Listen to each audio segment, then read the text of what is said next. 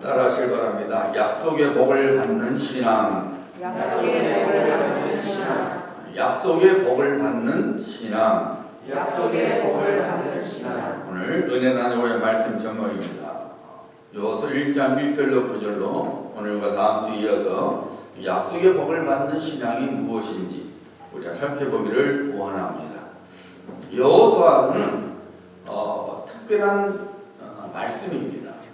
하나님께서 일찍이 참 하나님의 백성을 택하시고 약속하셨죠. 아브라함을 부르시고 내가 너를 큰 민족을 이루게 하리라.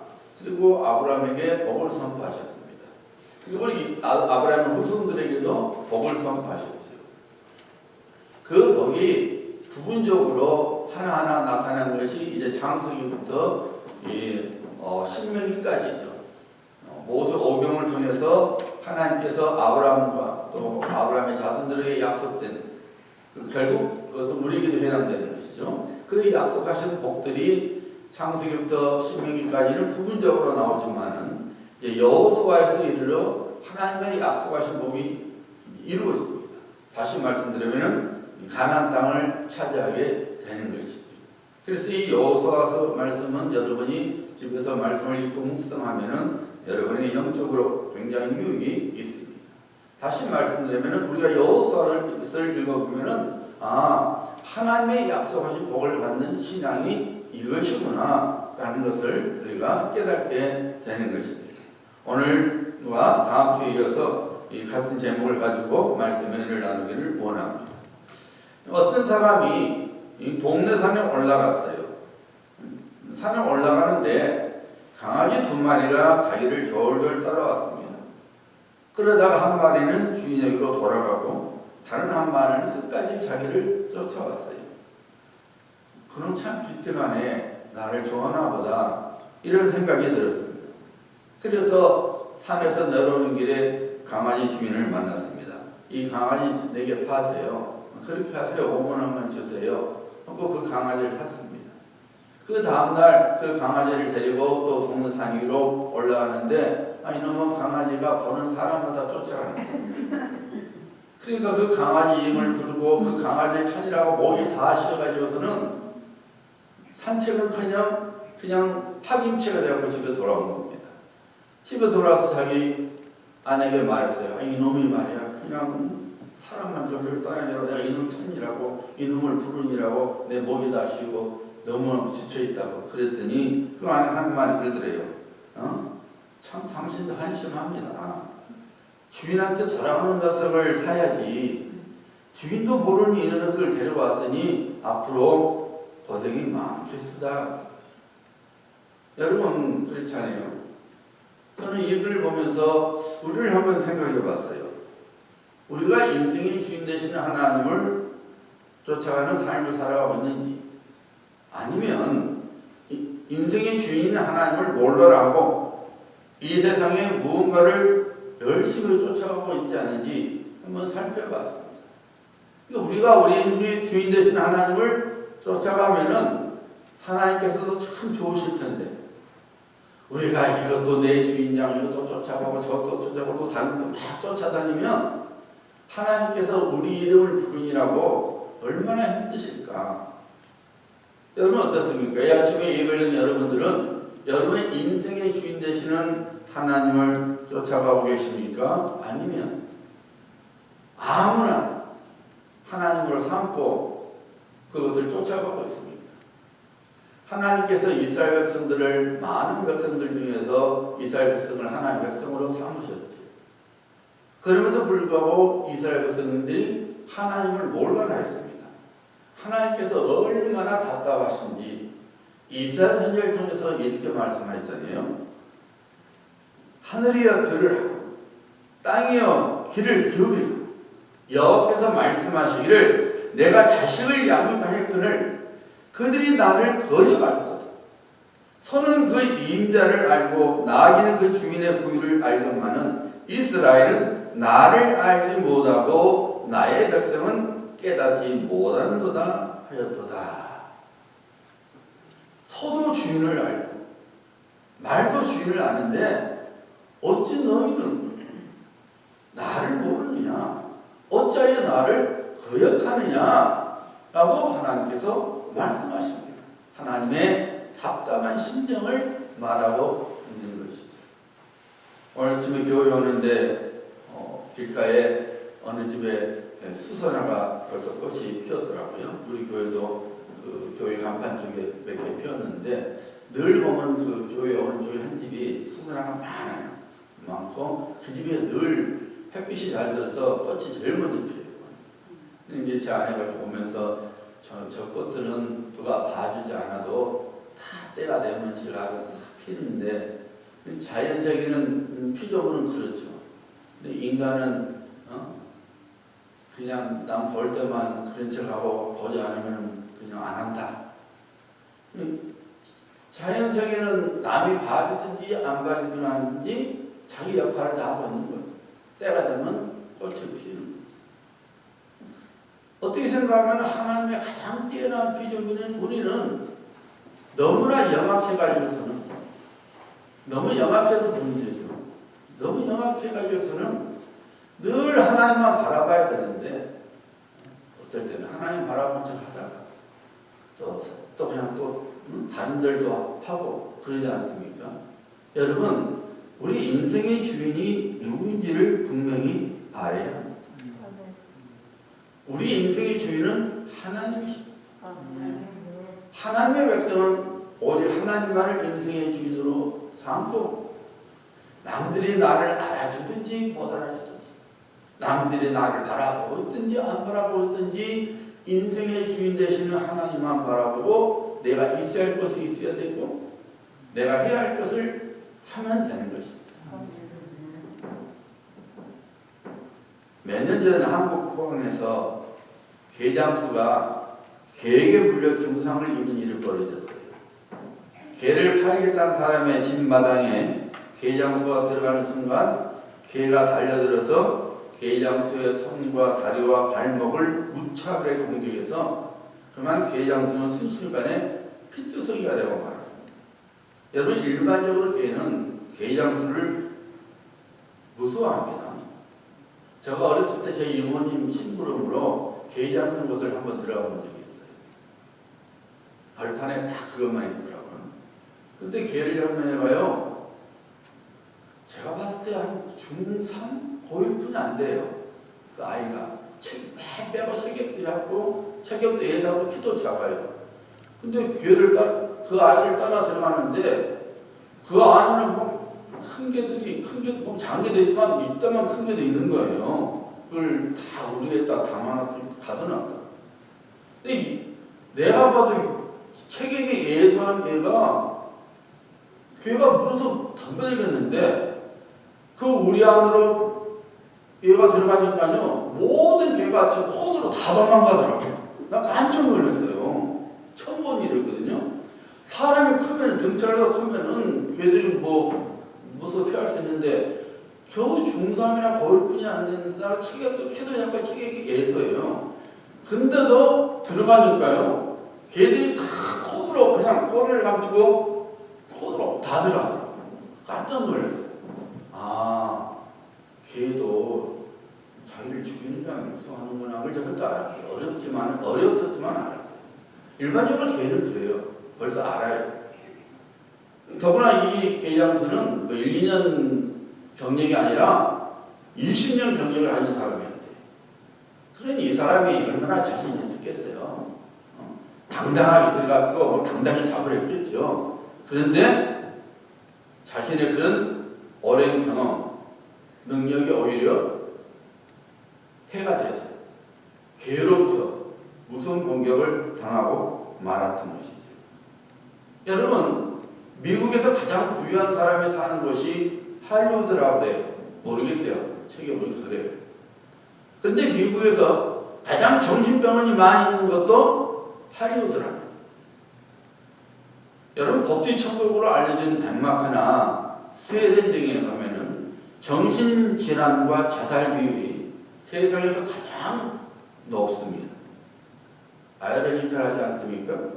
노후증을 하지 않을 정도로 복지가 잘 되었는데 왜 오히려 우울증 환자나 그리고 자살하는 자가 많다는 겁니다.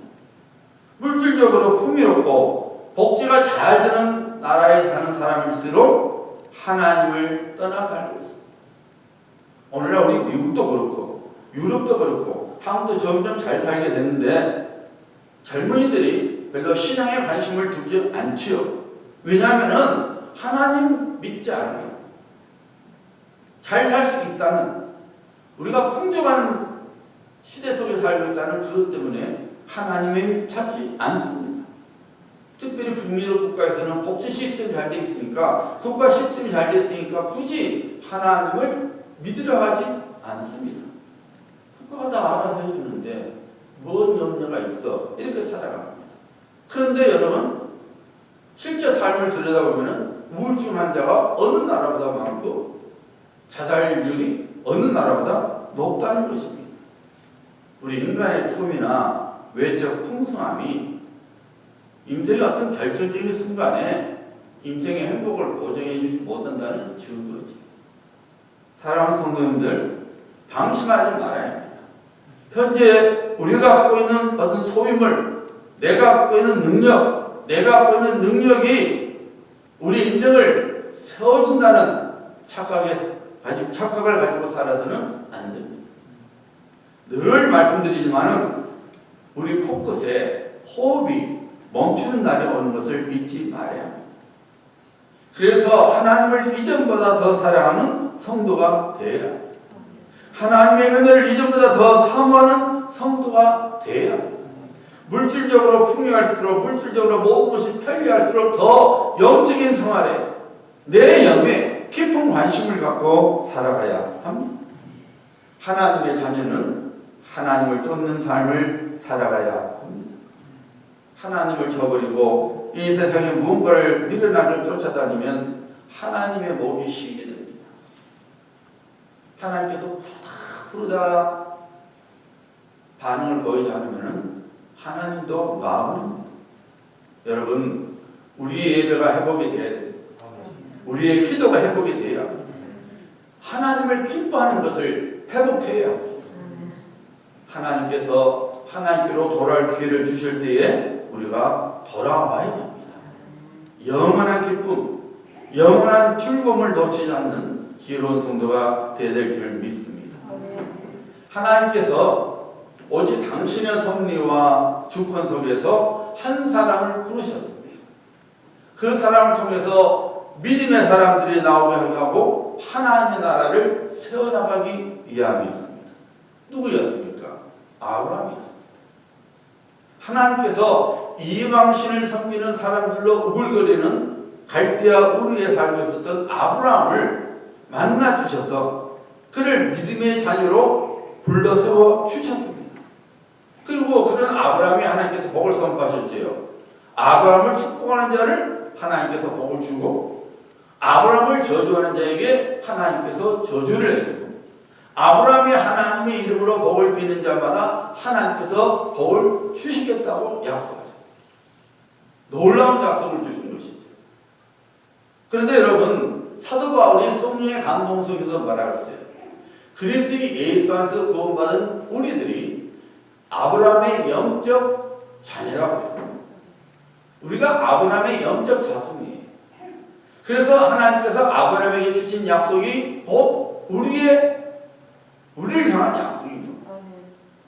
누군가가 우리에게 축복하면 하나님께서 그 사람에게 복을 주고, 누군가가 우리를 저주하면 하나님께서 그에게 저주를 내리고, 우리가 예수 그리스도 이름으로 누군가를 축복하면 하나님의 복이 그 사람에게 임하는 것입니다.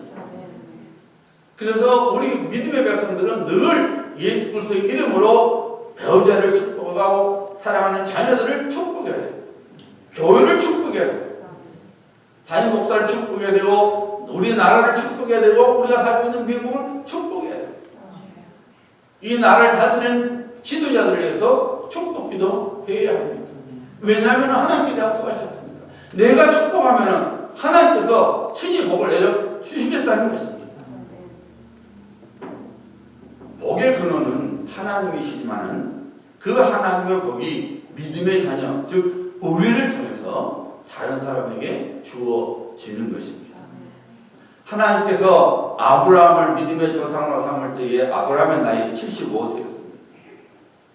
그리고 갈대아우를 떠나서 하나님이 지시하는 땅으로 가라 하십니다. 그것이 가나안 땅이었죠. 그리고 하나님께서 가나안 땅에 온 아브라함에게 말씀하셨죠. 이 땅을 너희 자손에게 내가 주리라. 그리고 너희 자손이 하늘의 별처럼 바다의 머리처럼 많아질 것이라고 약속하셨어요. 그때 우리가 잘 안 들어 아브라함은 자식이 없었어요. 이제나 저제나 자식을 가지려 했는데 없었잖아요. 우리가 잘 안 들어 100세 아브라함이 아이를 낳을 수 있는 능력이 없어졌을 때에 하나님께서 기적으로 이삭을 아브라함의 자녀로 주었고 그 이삭을 통해서 많은 자녀들이 나오게 하셔서 결국은 이제 여호수아를 통해서 약속하신 가나안 땅 하나님께서 아브라함에게 네가 지금 밟고 있는 땅을 내가 너 자손에게 주리라. 그 약속이 드디어 여호수아를 통해서 이루어지게 된 것입니다. 그래서 우리는 이 여호수아의 신앙을 통해서 또 여호수아에서 나오는 하나님의 말씀을 통해서 하나님이 우리에게 약속하신 것 그리스도 예수 안에서 우리를 하나님의 자녀로 인쳐주시고 하나님의 자녀는 우리에게 약속하신 그 복들을 차지하는 영적 비결을 우리가 깨달아야만 되는 것입니다. 우리 모두가 하나님께서 약속하신 복을 받아서 빌리는 인생이 아니라 구워주는 인생을 살아가야 합니다. 주는 인생을 살아가야 합니다. 우리가 경제적으로도 풍족해서 내 삶만 챙기는 것이 아니라 다른 사람까지도 도와줄 수 있는 그런 인생을 우리가 살아가야 합니다. 하나님 제가 그렇게 되기를 소원합니다. 기도해야 합니다. 영적으로도 내가 충만해서 그냥 뭐 남의 손길에서 이렇게 되는 거 아니라 영적으로도 내가 건강해서 나 자신을 내 믿음을 지킬 뿐만 아니라 다른 사람의 믿음까지도 도와줄 수 있는 그런 성도가 되어야 합니다. 그런 성도가 되게 해달라고 우리는 하나님께 기도해야 합니다. 복을 받은 자가 되어야 돼요. 복을 차지하는 자가 되어야 됩니다. 그래야만 내게도 기쁨이 되지만은 다른 사람에게도 기쁨이 되는 인생을 살아가는 거예요. 우리가 이 땅에 사는 동안 그런 인생을 살아야 되지 않겠습니까? 누군가 나를 보면 혈압 끌끌 차고 아이고 안 됐다 이런 소리 듣는 것보다는 우리가 남에게 기쁨을 줘서 난 저분만 보면 난 저 사람과 이야기만 하면 참 기분이 좋아져. 없는 시간이 생기는 것 같아. 없는 기쁨이 생기는 것 같아. 이런 성도가 되지 않습니까, 여러분? 위함이 이런 인생을 살아가야 되지요. 그러려면 내가 먼저 복을 받아야 돼요. 내가 복을 받아야 돼요. 하나님의 약속하신 복을 받아야 합니다. 하나님의 약속하신 복을 소유하시는 성도들 되시기를 주님의 이름으로 축복합니다. 자, 오늘 본문 말씀 1절과 2절을 한번 보시겠습니다. 여호와의 종 모세가 죽은 후에 여호와께서 모세의 수종자 눈의 아들 여호수아에게 말씀해 이르시되 내 종 모세가 죽었으니 이제 너는 이 모든 백성과 더불어 일어나 이 요단을 건너 내가 그들 곧 이스라엘 자손에게 주는 그 땅으로 가라. 여호수아서는 한 사람의 죽음으로부터 시작되지요. 그 모세의 죽음의 소식이 여호수아서의 시작입니다. 여러분 모세가 누굽니까? 400년 넘게 종살을 했던 이스라엘 백성들을 애국으로부터 끄집어 내었던 백성의 지도자였습니다. 뿐만 아니죠. 광야 생활 40년 동안에 많은 기적들을 통해서 이스라엘 백성들 필요한 것을 하나하나 다 공급해주는 그런 지도자였습니다. 모세가 얼마나 대단한 사람이었는지를 신명기 마지막 장 34장 10절로 12절에 이렇게 나와 있어요. 그 후에는 이스라엘에 모세와 같은 선지자가 일어나지 못하였나니 모세는 여호와께서 대면하여 아시던 자요 여호와께서 그를 애굽 땅에 보내사 바로와 그의 모든 신하와 그의 온 땅의 모든 이적과 기사와 모든 큰 권능과 위엄을 행하게 하심에 온 이스라엘을 목전에서 그것을 행한 자이더라. 대단한 지도였죠. 엄청난 지도자였습니다. 모세는 너무나 큰 그릇의 사람이었습니다. 그런데 그 모세가 죽었습니다. 이때 가장 충격을 받은 사람이 누구였겠어요? 모세 죽음이 큰 문제로 절실하게 느껴진 사람이 누구였겠습니까? 바로 모세를 이어서 이스라엘 백성들을 이끌어야 할 여호수아였어요. 얼마나 여러분 여호수아가 떨었겠습니까? 얼마나 여호수아가 불안했겠습니까? 자신과 모세를 비교해 봤을 때 주눅이 안 들려야 안 될 수 없죠. 워낙 하나님께 크게 쓰임을 하기 때문에, 그로부터 많은 권능과 기적들이 이사들이 행해졌기 때문에 모세를 생각하면 여호수아는 주눅일 수밖에 없습니다. 자신만 알 뿐만 아니라 이스라엘 모든 백성들이 모세의 이름을 잘 알고 있었어요.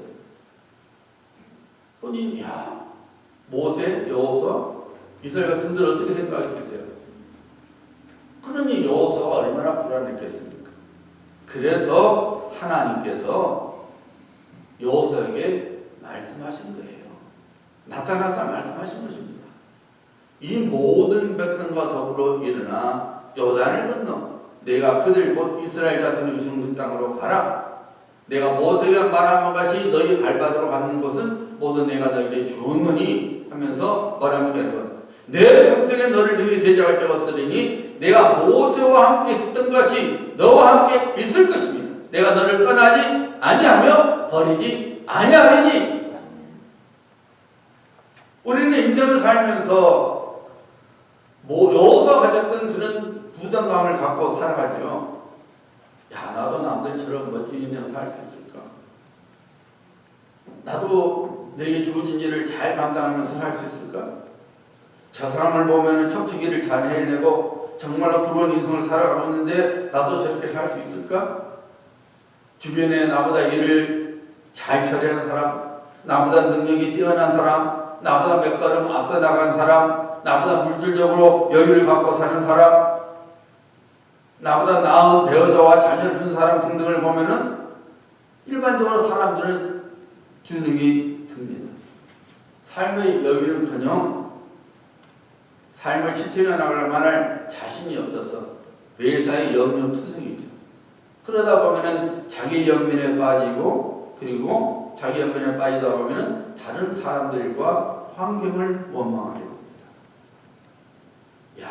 남들은 금수저가 아니라 다이아몬드수저를 해낸다더니 나는 근데 뭘까? 내 눈이 삐었지. 어찌 능지 없는 사람을 내가 좋아해갖고 이 고생할까? 시댁이 처가집이 부자였으면 참 좋았을 텐데 어찌 나는 남편 복도 없고 아내 복도 없을까? 남의 자식들 보니까 저들로 잘만 크더만 어찌 내 새끼 저렇게 애간장을 태울까? 자기 연민에 빠지다 보면은 다른 환경에 대한 환경을 블레임하고 다른 사람을 원망하죠. 어느 시나리오 작가가 남을 욕하는 손가락에 대하여 라는 제목으로 시를 썼는데 그 시의 내용 일부분이 이겁니다. 자동차를 몰고 다니지 않을 때는 보행자였으므로 자동차를 매도하고, 자동차를 몰고 다닐 때는 운전자였으므로 보행자를 매도하고, 자동차가 늘어나서 홍수일 때는 길이 뚫리지 않으므로 신호등을 매도하고, 모든 날, 모든 때, 모든 것을 매도하면서 내게는 성한 곳이 없었다. 이 시대의 원망 문화를 꼬집은 시이죠. 오늘날 우리 시대는 잘못의 원인을 자기에게서 찾지 않고 남에게서만 찾고 있습니다. 그래서 서로 비방하고 원망하는 문화 속에서 살아가고 있습니다. 왜 이런 문화 속에서 우리가 살고 있습니까? 인생 속에서 만나는 부담감 때문입니다. 특별히 다른 사람의 인생에 대해서 자신의 인생이 초라하게 느껴지는 염려와 열등감 때문입니다. 그런데 여러분, 이런 열등감, 이런 부담감으로부터 자유로운 사람은 하나도 없습니다. 뿐만 아니라 그런 부담감, 그런 열등감을 갖고 있지 않은 사람은 단 한 사람도 없습니다. 누구든지 다 이런 인생을 살고 있어요. 나만 열등감 있는 거 아니에요. 나만 부담감 있는 거 아니에요. 모든 사람들이 나처럼 인생의 열등감과 인생의 부담을 갖고 살아가고 있습니다.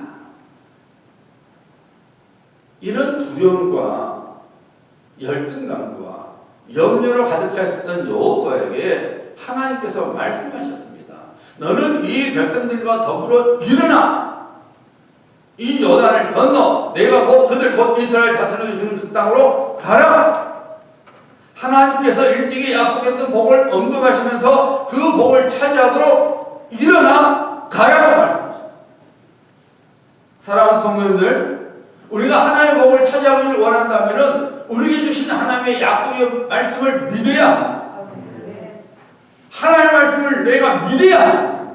내게 주신 하나님의 약속을 믿고 믿어야 됩니다.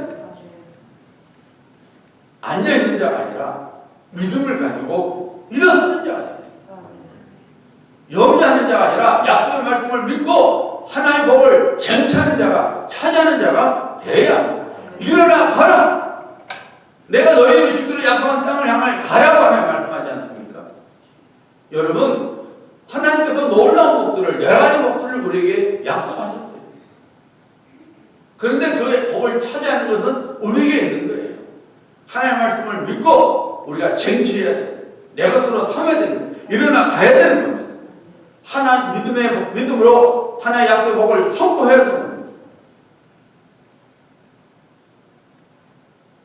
하나님의 자녀는 눈에 보이는 것을 바라보는 인생을 사는 것이 아니라 눈에 보이지 않는 것을 바라보는 인생을 살아가는 힘인 것을 우리는 잊지 말아야 합니다. 하나님께서 분명히 우리에게 약속하셨죠. 하나님을 사랑하는 자, 그 뜻대로 부르심을 입은 자들에게는 모든 것이 합력하여 선을 이룹니다. 눈물이 눈물로 끝나는 거 아닙니다. 분노가 분노로 끝나는 거 아닙니다. 하나님께서는 나의 눈물, 나의 분노, 나의 염려, 나의 근심까지도 다 사용하셔서 결국은 우리에게 하나님의 선, 구원을 가져다 주시는 거예요. 우리의 마음의 소원에 응답해 주시는 것입니다. 우리 주님께서 말씀하시죠. 내가 온 것은 양으로 생명을 얻게 하고 더 풍성히 얻게 하라는 것이니라. 우리가 예수 믿고 구원받아서 천국 가는 걸로 끝난 거 아니에요, 여러분. 이 땅에서도 우리가 예수 그리스도 안에 거하고 주님이 우리 안에 거하면 풍성한 삶을 산다는 것입니다. 약속의 말씀입니다. 우리가 이 약속의 말씀을 붙들고 살아갈 때에 원수 마귀가 우리에게 가져다 준 삶의 부담감, 열등감, 염려를 이겨낼 수 있는 거예요. 내가 이겨낼 수 있는 거 아니에요. 하나님의 말씀을 붙들고 살아갈 때에 그 말씀을 인하여 우리가 원수 마귀가 뿌려놓은 악한 씨를 뽑아낼 수가 있는 겁니다. 야곱이 여러분, 우리가 잘 아는 대로 자신의 모든 지혜를 동원했죠. 자신의 모든 방법을 동원해서 형 에서의 칼날로부터 피해보고자 했지 않습니까? 야곱은 참 머리가 좋은 사람이었습니다. 그 머리로 형 에서의 칼날로 피해보려 했어요. 근데 우리가 알잖아요. 야곱도 알아요. 죽는 건 안 되겠구나. 잠이 안 오는 거예요. 형 에서가 사귀임을 데려온다는데, 데려오지 오고 있다는데. 내용을 앞에 보내지만은 안 되는 거예요. 불안한 거예요. 잠을 잘 수 없어서 결국 어떻게 했습니까? 약복강에서 밤새도록 하나님의 얼굴을 구했습니다. 그리고 하나님의 말씀을 들었지요. 다시는 야곱이라 부를 것이 아니요 이스라엘이라 부를 것이니 이는 네가 하나님과 및 사람과 겨루 이겼음이니라. 야곱이 하나님을 붙드니까 하나님의 말씀이 그에게 임했는데 뭐라고 했어요? 여러분, 이제 네가 야곱, 남의 발꿈치를 잡는 그런 시시한 인생을 살아가는 것이 아니라 하나님을 겨루 이겼다. 사람을 겨루 이겼다. 너는 이제 이스라엘이다. 하고 하나님께서 말씀하신 것입니다. 우리가 잘 안 들어 하나님께서 예수의 마음을 돌이켰어요. 야곱을 불쌍히 여기고 형제의 화합이 이루어지게 하시지 않았습니까? 여러분, 우리가 염려한다고 해서 우리 삶의 문제가 해결되는 거 아닙니다. 우리가 걱정을 하고 또 한다고 해서 해서 인생의 문제가 해결되는 거 아닙니다. 염려와 근심과 원망이 우리 마음속에 밀려 들어오면 한숨 쉬거나 자기 연면에 빠지지 말고 하나님의 말씀을 펼쳐야 합니다. 하나님의 말씀을 읽어야 합니다. 그 말씀을 붙들고 묵상해야 합니다. 기도해야 합니다. 성경 읽으면은 여호수아에게 주신 말씀이요, 모세에게 주신 말씀이요, 다니엘에게 주신 말씀이죠. 그러나 그 말씀은 곧 우리에게 주신 말씀이에요. 우리가 말씀을 붙들고 묵상하고 기도하면은 여호수아에게 주신 말씀이 사랑하는 아들아, 사랑하는 딸아, 들어라. 너를 내가 준 나의 말이라고 하나님께서 말씀하십니다. 모세에게 주신 말씀이 우리에게 주신 말씀이에요. 다니엘에게 주신 말씀이 우리에게 주신 말씀이에요. 사도 바울에게 주신 말씀이 곧 우리에게 주신 말씀입니다. 그 말씀을 우리가 붙들고 살아갈 때에 세상에서 오는 염려, 근심, 걱정을 우리가 이겨내는 거예요. 그래 하나님 나를 붙드시고, 그래 하나님 나를 사랑하시고, 그래 하나님이 구원을 가져다 주시니 반드시 내가 이기리라, 반드시 차이하리. 다음 자리 밀려 들어오기 때문에 우리 안에 있는 모든 불안과 염려를 능히 이겨낼 수 있는 것입니다. 여러분, 하나님 말씀을 믿게 되면요, 문제에 관하여 말하지 않습니다. 오히려 문제가 말하게 됩니다. 잘 들으셔야 돼요. 여러분의 삶 속에서 아이고 이거 어떻게 해? 이 문제를 내가 어떻게 해결해? 이것은 여러분이 하나님의 말씀을 지금 믿지 못하고 있다는 거예요. 하나님을 믿는 신앙은 어떠냐면은 여러분 문제에서 오히려 구체적이에요. 예수 그리스도를 명하는 이 문제에 대해서 떠나가라. 문제에 관하여 말하는 게 아니라 문제에게 말하는 거예요. 내가 주의 이름으로 예수 이름을 명하느니 그 흉역쟁아 따라가라. 문제에 대해서 말하는 거예요. 그래서 우리 예수께서 말씀하셨잖아요. 너희가 만약 믿음이 한결같을 만큼만 있으면 이 산을 명하여 여기서 저리로 옮기라 해도 옮길 것이요. 여기 산이 뭐예요, 여러분? 인생의 장애물을 말하는 거예요. 인생의 문제를 말하는 거예요. 하나님의 말씀을 믿지 못하면 이 큰 산, 이 산을 어떻게 하지? 어떻게 하지? 근데 예수께서 말씀하잖아요. 믿음이 있으면 조그만 믿음만 있어도 이 산아 옮겨라! 하고 말하게 된다는 거예요. 여러분, 하나님의 말씀 듣는 사람은 문제가 얼마나 큰지를 말하기보다는 하나님께서 얼마나 큰지에 대하여 말하게 됩니다. 내 문제가 아무리 커도 여러분, 우리의 문제가 아무리 커도 하나님보다 크겠습니까? 그런데 하나님 말씀을 믿지 못하면은 하나님이 작은 거예요. 문제가 더 큰 거예요. 그런데 하나님 말씀을 믿으면 문제가 아무리 커도 하나님 앞에 작은 거예요. 하나님께서 오랫동안 포로 생활을 하던 유다 백성들에게 성전을 건축하라고 명하셨죠. 특별히 이 일을 스룹바벨 총독에게 하나님께서 맡기셨습니다. 그런데 유다 백성들이 바벨론으로부터 이제 자기 고국으로 돌아와서는 처음에는 하나님의 성전 건축에 깊은 관심을 갖고 해보려고 했어요. 그런데 주변에서 반대를 하고 자기 자신들의 삶도 힘들어지니까 그만 성전 건축에 관심을 끊어버렸어요. 이거 사람이에요. 마음이 얼마나 자주 변하는지. 우리가 그래요. 되게 변덕을 잘 보여요. 처음에는 으쌰으쌰 했는데, 옆에서 잘 안 도와주고, 또 막 방해를 하고, 또 가만히가 나도 집 지어야겠네, 이거. 내 집 지어야 되는데, 내 집도 좀 못 짓고 있는데, 틈좀 왜죠? 하면서 다 관심을 나눴습니다.